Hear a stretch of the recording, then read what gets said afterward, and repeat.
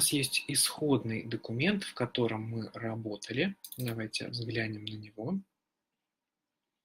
Ну вот какой-то текст мы написали в данном документе. Далее кто-то из наших коллег в копии документа что-то дописывал.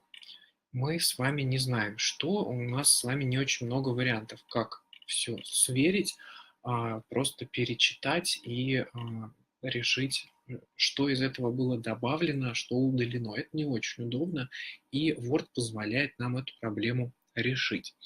Давайте заглянем опять на вкладку «Разработчик». Нам нужна, вкладка «Рецензирование», группа «Сравнение». Тут одна единственная кнопка «Сравнить». Нажимаем на нее и выбираем команду «Сравнить». Далее нам нужно открыть вот в этом окошке два наших документа.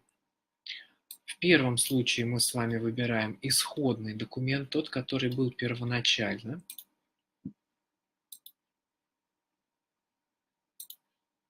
Во втором случае мы с вами выбираем документ, который уже был видоизменен.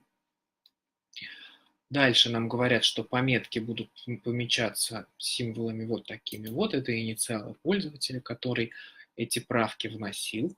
Нажимаем ОК. И у нас открывается новый, совершенно новый документ. Это еще одно отдельное окно Word, в котором у нас с вами будет 4 части. Левая часть – это все исправления, какие есть в документе. Это панель с правками. Ее мы с вами видели, когда изучали запись исправлений.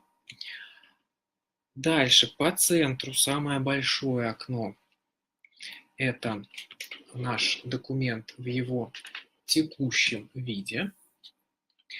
И с правой стороны два маленьких окошка, которые нам показывают сверху первоначальную версию и снизу видоизмененный документ. Ну, то есть сразу и оба наших документа мы видим, и финальную версию того, как документ наш сейчас должен выглядеть, с учетом всех правок.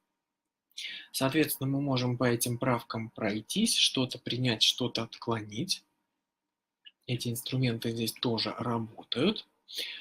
Дописать что-то свое, если захотим, и потом итоговый документ просто сохранить уже в отдельный единый общий файл и дальше работать, соответственно,